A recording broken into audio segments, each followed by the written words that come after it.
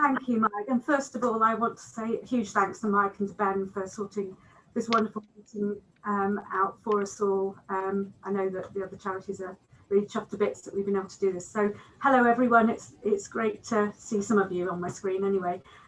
So I'm Jane Elliott. I'm one of the fundraisers from SeeSaw. SeeSaw is a local charity providing grief support for children and young people in Oxfordshire.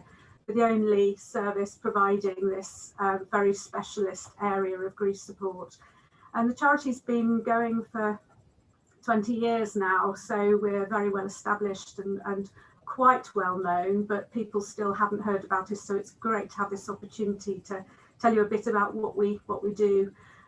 So we support children when there's been a bereavement, usually the death of a parent or a brother or sister, or somebody is dying. So we do pre-bereavement work as well, and our teams support the family, and also, so we're predominantly supporting the children, but we also are supporting the parents and enabling them and empowering them to support their children themselves. And that's been a big change that we've seen this year, because historically we've done face-to-face work with the children, but we haven't been able to do that this year. So one of the big changes, which has been a really good learning curve and change for the charity, is that we're doing much more with the parents, so the parents can support their own children, which has been really, really good.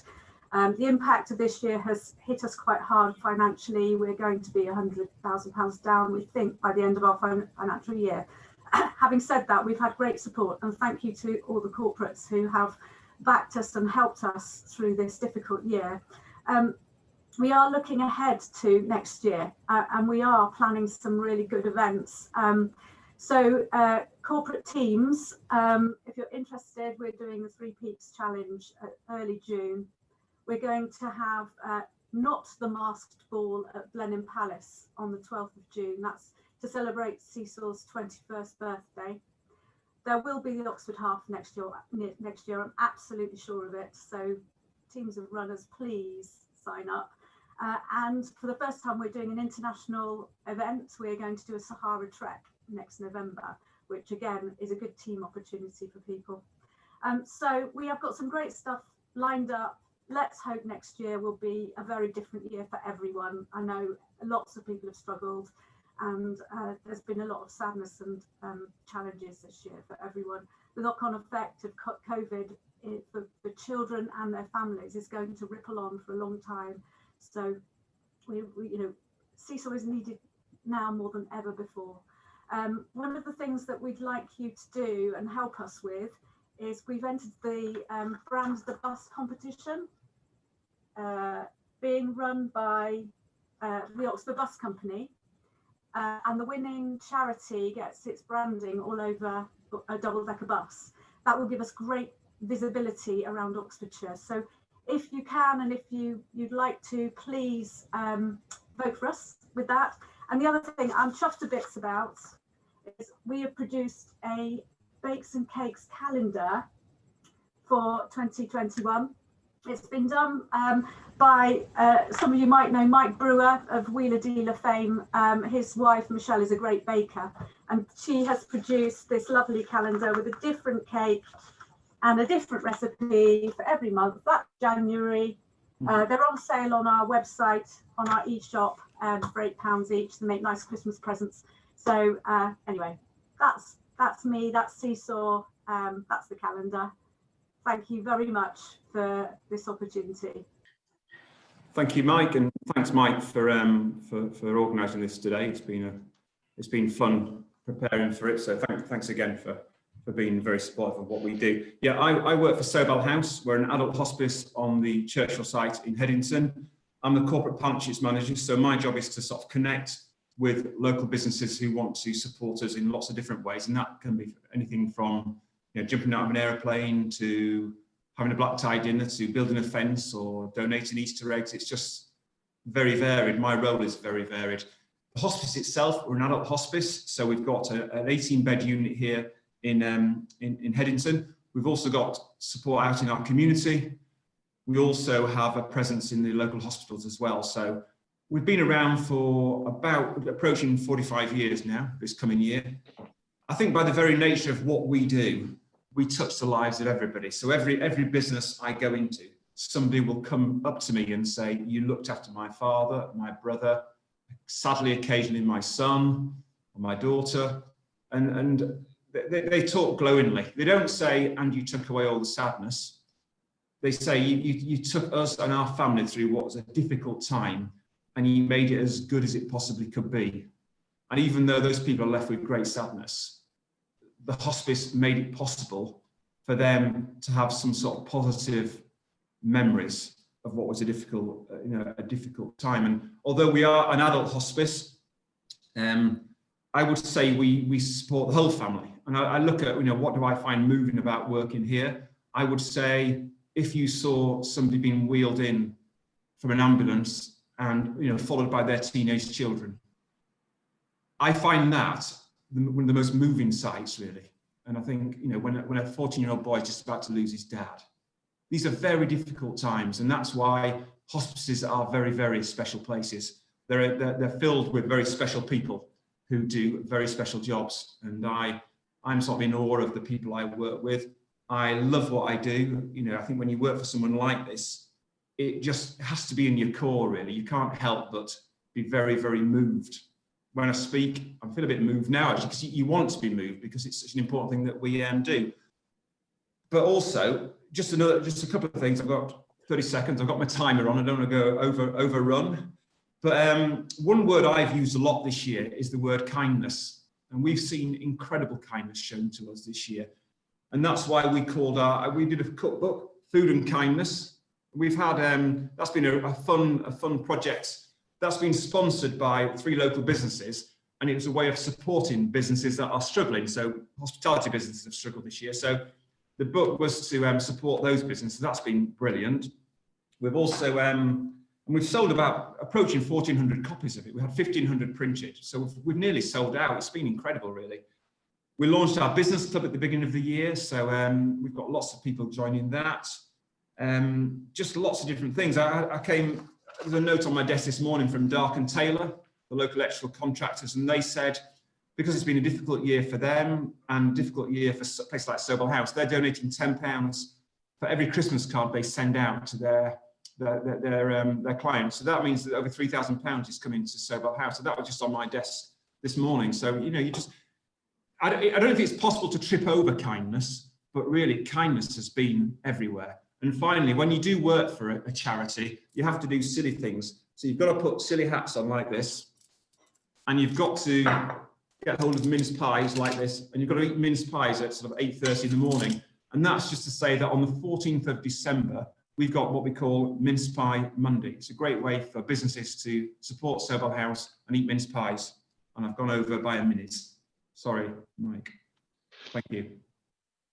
Thanks, Mike. First of all, I just want to say a massive thank you to Mike, to Ben, to Oliver, and all of you today for coming. Also, I just want to say a bit of a shout out to SeeSaw and Sobell. I mean, I've been in touch personally, both during lockdown and before lockdown, for both charities, and just amazing. Not only fellow charities, they're our friends. I think it's really important. In terms of Special Effect, those who don't know about us, we help people with disabilities with technology, fun and freedom. So that can be from our project, helping children with leukemia with a remote robot so they can go to school, through to helping people with conditions such as motor neuron disease, to have a palsy, to play games and compete against each other. And technology, as you all know, has been so important in the last year and will continue to be. Just want to make a little sort of mention, keeping the sporting thing with Oliver. We've got a project called Stargaze. Matt Hampson, the ex-England rugby player, is our patron, and kind of inspired by him, just having people with technology who have been injured. It's going to be on LinkedIn, and Mike saw it, and a few saw it last night. There's a guy called Stuart who is intensive care nurse, got in contact with our team, and they supported him on a Zoom call with some Chinkaton technology, so he can independently, for the first time in 20 years, watch Only Fools and Horses. He can go on YouTube. He can watch his favourite football team, which as an Everton fan hurts me a little bit, Liverpool, on YouTube, and have freedom. Technology is literally life-changing. So the man's not slowed down, and the amazing support, and a lot of people on this call. It's just been fantastic. Twin Town in particularly, there's a lot of characters I can see who have supported us. We're going to go again in 2020, and kind of what you've done. I mean, just and randomly, we've got a little running group, a sort of say athlete called the Hobgoblin Harriers. And basically, we've got Paul Loudon, who is here, and David Cook, a lot of you know, and we run very loosely and drink beer. And one of our numbers is a guy called Simon, who's a local vicar, and he says it's a pocket of kindness, a pocket of belonging, and I think that's what the Oxfordshire business community and further is. And just we can't thank you enough for everything you do for us. And I know that working together with these amazing charities as well, we're very lucky, and thank you ever so much for all you do for all of us. I hope that's okay. Oliver Holt is an English sports journalist who writes for the newspaper The Mail on Sunday as the chief sports writer. He's the son of Thomas Holt and Coronation Street actress Eileen Derbyshire, and is an avid Stockport County supporter. He has strong Oxford links, having read at Christ Church, Oxford, before studying newspaper journalism at the Cardiff School of Journalism. And he also lives in Oxford, I understand. He started his career at the Liverpool Echo, and after 3 years moved to the Times as a motor racing correspondent in 1993. He graduated to chief football writer in 1996, in time to cover England's hosting of the Euro Championships that summer, and then to chief sports correspondent in 2000. I understand that highlights of his time at the Times was covering the 1998 FIFA World Cup and the 2000 Summer Olympics. He joined the Daily Mirror in 2002 as the chief sports writer, where he was covered notable sporting events. He left there in 2015 to replace Patrick Collins at the Mail on Sunday. The notable things that Oliver has covered has been the death of Ayrton Senna at Imola in 1994, Manchester United winning the Champions League in 1999, yay! Sorry, Liverpool doing the same in 2005, England winning the Rugby World Cup in 2003, Andy Murray winning Wimbledon, and he's reported on 6 Football World Cups, 5 Olympic Games, starting with Sydney 2000. Oliver has worked in all sections of the market, broadsheet, middle market, and tabloid. The industry has changed a lot since he started in it, and the biggest change has been the switch to online and the challenges that are presented together with the changes in working practice. Welcome, Oliver. Thank you so much for spending your time with us this morning and supporting the event and the 3 charities that were here. Thank you. Welcome. It's a pleasure, Mike. It's a real pleasure to be with you, and thank you for inviting me. No, thank you. So the format we've agreed with Oliver is that we're actually going to put him on the spot with a Q&A session. Over the next sort of 20 minutes, Oliver's going to ask questions. Some of those were submitted in advance. The chat will stay open. As I said earlier, please be respectful of that chat, because I want to be able to follow that if anybody's got any questions that they would like to add, if we have time to do so. So, Oliver, the first question that we have is that you've covered many fantastic sporting events, and hopefully I've got those right in the bio. Which would really be your highlight and why? Well, I suppose, Mike, it's a strange highlight to have in some ways, and a slightly sad highlight. But I guess probably the biggest story I ever covered was really right at the start of my career, when you mentioned it earlier on, the death of Ayrton Senna at Imola in 1994. It was only my second year in working for the Times and second year in national newspapers, and the death of Senna, Senna was one of the sort of greatest, most high profile sportsmen in the world. And so for him to be killed in an accident at a time when there hadn't, until the day before his death, actually, when there was another death, Roland Ratzenberger, until then there hadn't been a death in Formula One for quite a long time. So it was a huge story. It was the front page story on the Times the next day. And obviously it was incredibly emotional. It was really the only time I've seen journalists in a press room in tears, or a lot of journalists in tears at that event. But it was a huge thing to cover. I think its ramifications are still felt now. There was that huge accident even last weekend at Bahrain, and I think the driver's life was saved partly as a result of some of the improvements in driver safety that were brought in after the death of Senna. So yeah, I'd say that was probably the biggest thing. 1999 European Champions League final wouldn't be far behind. But yeah. Thank you, Oliver. So you talked earlier about in the bio, I talked about the switch to online. What were the challenges that you saw in the industry about that switch to online at the time?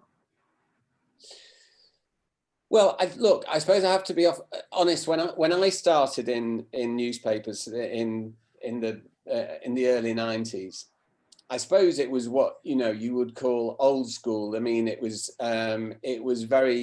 still very male dominated, sports journalism in particular, I suspect.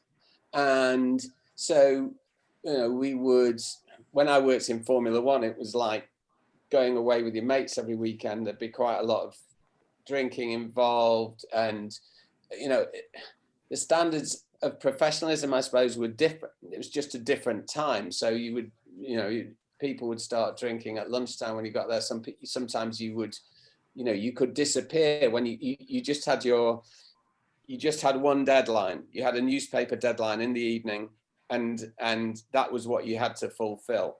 So that left a lot of room, a lot of leeway. And I'd say old style journalists, there was a drinking culture, and that's really disappeared. And I think that the move to online, obviously there are all sorts of commercial differences as well, but certainly in terms of the lifestyle that journalists lead, I think you can never disappear with online. You're always on duty. There's no one deadline. There are just rolling deadlines, so you always have to be on call. And I think that's really changed. That's changed the way that sports journalists, certainly on the road, operate. And now I wouldn't say it's not as much fun. It still is, but it's just different. So people will go out. We have these old school and new school. So the new school, which is mainly the younger journalists, will go out running. There's much more exercise. It's a much more healthy kind of lifestyle. And I think things have changed. I think, as a group in sports journalism, we're being sort of dragged kicking and screaming into this century, but things are starting to improve in terms of diversity. There are more female journalists now. There are more Black journalists. It is gradually improving. It's been a long time, but openness is happening. And I think actually online has helped that process, because it's slowly getting rid of the old boys network, and that is beginning to change. I mean, I think from a business point of view, clearly online has presented massive challenges to the business model for newspapers. Ever since I've been in newspapers have been in decline in terms of readership. Online's presented a massive challenge to which model you go with, whether you go with a subscription model, as many have done, the Times, I suppose, probably most successfully, or whether you stay as a free content, which Mail Online has done also very successfully. But then this is kind of above my pay grade, but there are obviously various challenges there in terms of advertising, and how online gets up to speed with online advertising compared to newspaper advertising. And I think that's a struggle that everybody is. That's a struggle that everybody is dealing. The basic struggle, and I think we're groping our way towards it, is I think there is a realization now that maybe we've given away the written word a little bit too easily. We've undervalued it, and we've given it away free of charge. And now I think people are moving back towards some kind of subscription model. Even The Guardian, whose website was a trailblazer in many ways, is now starting to move towards a kind of subscription based model. Brilliant. Thank you for that insight, much appreciated. And I've got a question now from Nick Streeter from Special Effect. I guess I should have one from Nick. He says, who has been the favourite 3 people you've interviewed in the past, and why? Okay, that's a good question. The first one would be somebody slightly strange, in that when I first started working in Formula One or in motor racing, Nigel Mansell was racing in a series in the States called IndyCar, and the team that he raced for was called Newman Haas, and the Newman in that was Paul Newman, the film actor, and who was one of my heroes. So I managed to interview him as at that time when I was working for the Times. That was always a decent way to. The Times is a comfort blanket for a journalist in many ways, because it opens a lot of doors. So I interviewed Paul Newman, which was a huge thrill for me. My mum, he was one of my mum's sort of idols as when she was a young actress. So that was a huge thrill. He was a huge motor racing fan. I think he made a film about cars as well called Le Mans. But so that would be one. Other ones, it's interesting. Let me think. Well, this won't mean a lot to people. There's a guy called Bernard Hopkins who was a middleweight world boxing champion. He was a terrific fighter, but apart from that, I would say fighters quite often make, for whatever reason, brilliant interviewees, and he was just a really fantastic interviewee, a great talker, somebody who'd come up on the streets in Philadelphia and was just a really inspiring kind of guy to talk to. And I don't know, I'd say maybe as a third one, Sir Bobby Charlton, who was just a very nice guy, but I think the thrill of that is speaking to one of our World Cup winners of '66. I think Sir Bobby's just been diagnosed with dementia, actually, but as so many of that team have. But he, I think that for people of my age, I mean, I was born a few days before that 1966 World Cup final. So for football fans, English football fans of my age, that team still represents a kind of golden. They are the sort of a golden team, really. So to have sat down with him was a great thrill. Fantastic, thank you. This one's anonymous, and it's basically, or asked to remain anonymous, because the press seem to like building people up and then knocking them down again. What's your thoughts on that as a comment? Well, I hear that a lot, and I understand it. I don't really agree with it. I think it's a little bit lazy, that kind of. I don't really recognize it in sport particularly. I mean, I think that just, I think journalists and people in general respond to events. So if say a football player does something spectacularly good, then that is reported as that. If they do something wrong, then that is reported too. And I don't think that we should ignore if they, I don't know, get sent off or whatever. I don't see that we should ignore that. I mean, I don't know, take off the top of my head, take something like Sir Mo Farah, who has done some some fantastic things, as being one of our leading sportsmen over the last 10 or 15 years, and is a hero to many. If he misses, say, for instance, a drugs test, I'm not talking about failing a drugs test, I hasten to add, but if there was a case where he missed one and that was reported, that's one instance, I think, where people say, oh, you're desperate to ruin him, to knock him down, build them up to knock them down. I don't agree with that. You're just reporting on something that's happened. I don't believe that we should whitewash our heroes or turn the other way if they do something wrong. I think we should report on what happens. And I think that there are many faults in English newspapers and perhaps in some of the ways that journalists work, and I certainly don't like that. I recognise that sometimes it appears that newspapers get their hooks into somebody, certainly, and there's almost a momentum behind criticising somebody, but I don't see it that often in sport. Okay, brilliant, thank you. So I've got a question from Chris Jones from Glue and Boys and Girls Promotions. Thanks, Chris. How will the press deal with the first gay Premier League player when they come out?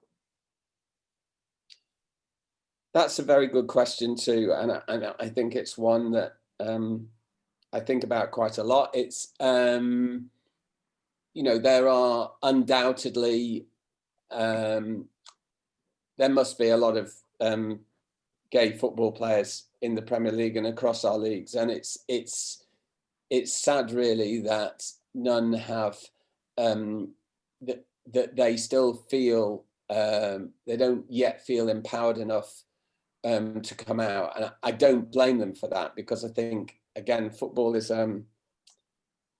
in particular is a very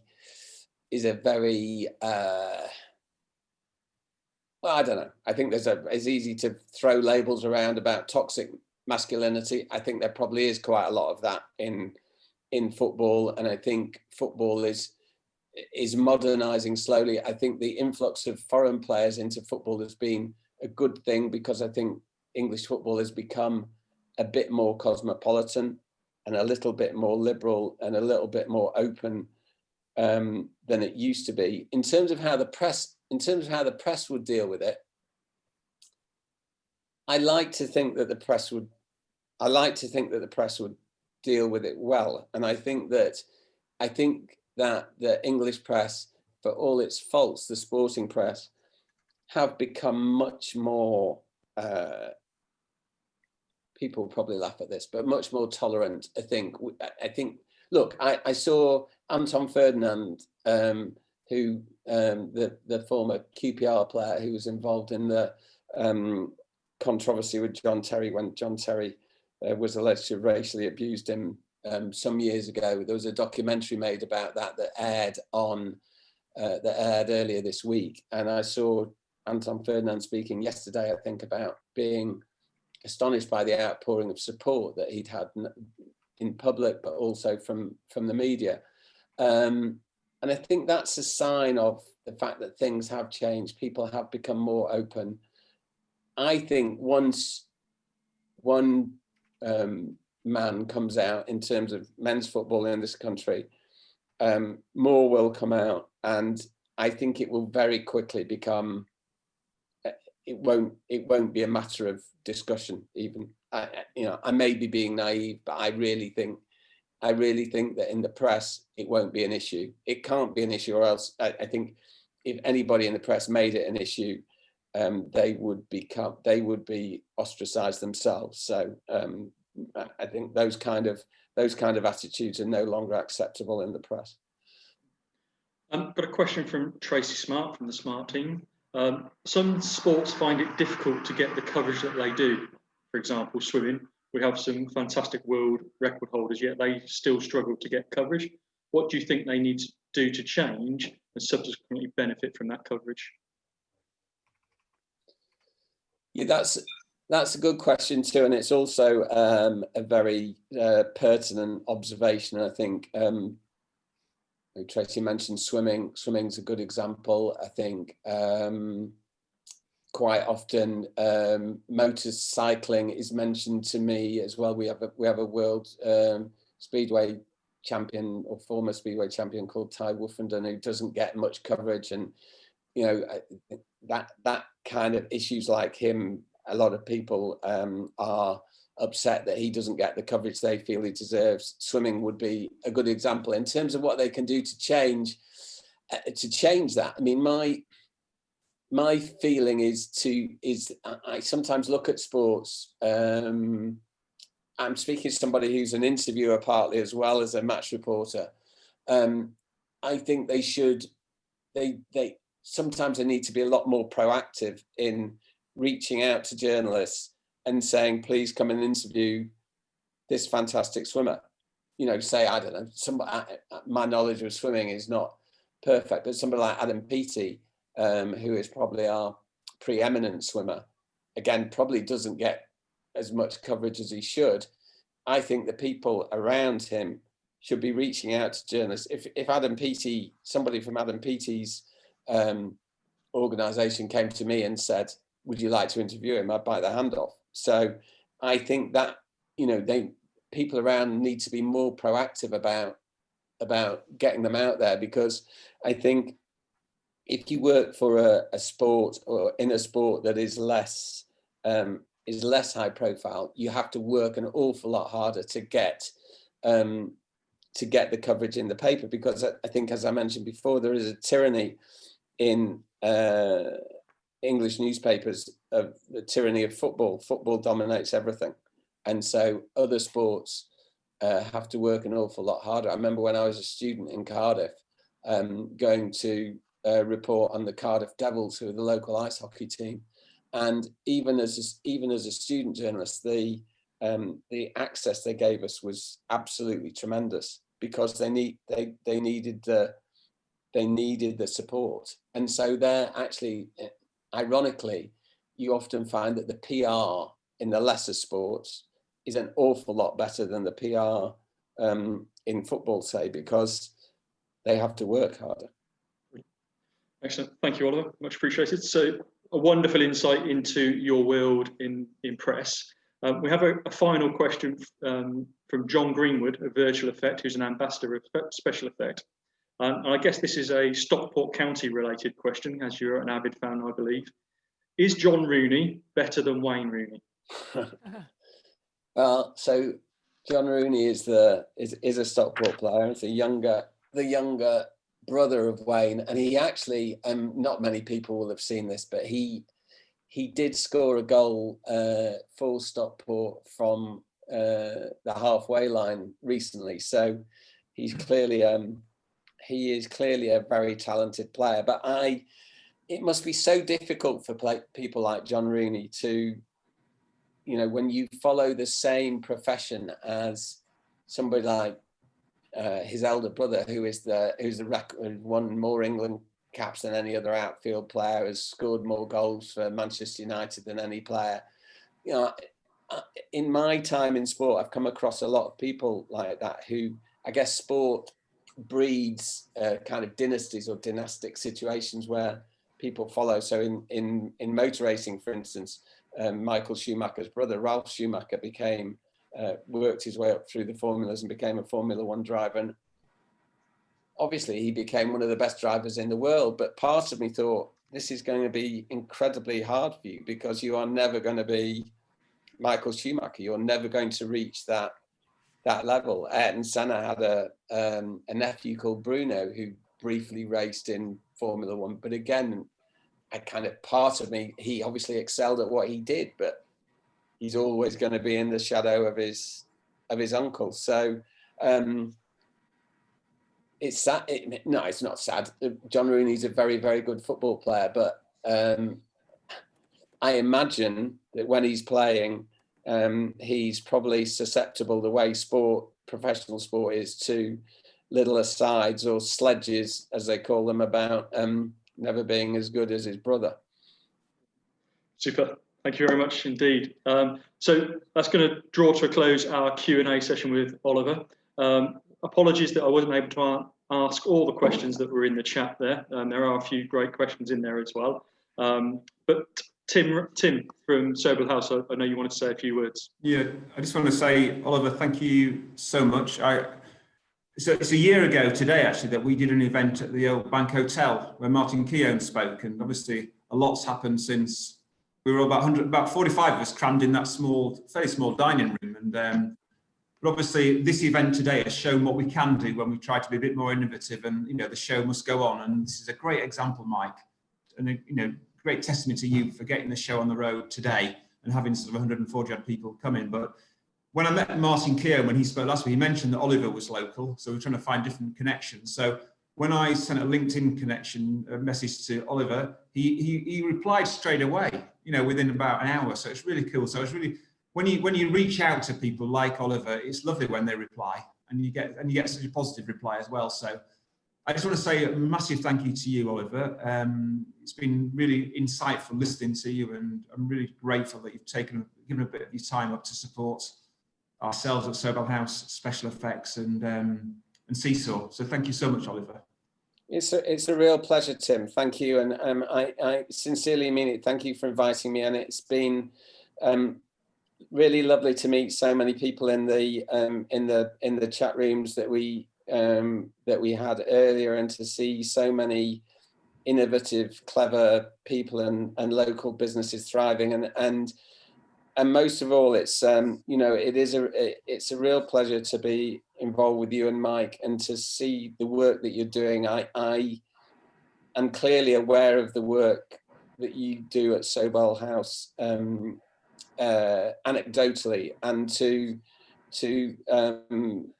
hear a bit more about it, and to be more aware of it, and to be able to help in a very small way is a real pleasure and an honor. And thank you for inviting me. And I'm, you know, it's been a pleasure to talk to everybody and answer questions. And as I said to you before, Tim, I'm anything else you need from me, I'm always around. So that's great. Thank you so much, Oliver. Thanks a lot. And just a bit of a shout out to my good friends Jane and Nick. You know, I think people like to see charities working together, rather than, when I first moved into the charity sector, I felt there was a few sharp elbows in the sector, but obviously we're trying to break down those barriers. And I think it's great when people like Jane and Nick have become really good friends of mine. You know, we haven't got a monopoly on goodness. There's lots of other great charities out there, and there may be some of them here today, but just want to say thank you to my good friends Jane and Nick as well, because there's such lovely people too. So thanks a lot, Mike. Thanks, Oliver. Thank you. Pleasure. Thank you, Tim. Thanks for that vote. Thanks, and I'll repeat that. Much appreciated, Oliver, for spending your time with us, sharing that insight to your work. I could have actually carried on asking you questions for another hour, so perhaps we'll get an opportunity to do that again. So that brings to the close the event. Just a final reminder of that raffle. We're now at £2,190 raised, which is fantastic. You add that to the £1,870 raised in tickets. What are we? 4,000 quid. That's awesome. Much appreciate your support. Thank you so much for your support. And remember, that draw gets made for the raffle a little bit later. I echo actually what Tim was saying. It's one of the things I was going to say in my wrap up. One of the things when I was running the Oxford Business Community Network and the charities started to get involved, I think we were nervous as members that we'd probably always be dipping into our pockets for a donation, but actually that's not what the charities have come into the network for. It's about support, profile, awareness, and yes, some donations and support at that time. But then another charity involved, another charity, and it's fantastic to see in Oxfordshire how these charities are working together. And it's the three charities that came together for this event. And I know why we're all in the room is we love supporting those charities in Oxfordshire that are so deserving. And those funds that we've kindly raised today will be equally split across those charities. So thank you again for joining us virtually today. I hope you had in the breakout rooms some fantastic conversations. As I say, you met some people that you already knew, but hopefully made some new connections. And if it's not too soon to wish you a Merry Christmas, I wish you a Merry Christmas. And let's hope the other side of this, in terms of 2021, we will be able to get together face to face again, start networking in that way. But also, as we said earlier, blend it in with these online events that I think have worked so well over the lockdown periods. So again, thank you so much for joining us. I wish you an enjoyable rest of the day. Enjoy the weekend, and hopefully we see you next year for the 8th Big Business Breakfast for Charity. Thanks very much, everybody. Take care now. Thanks, Mike. Brilliant.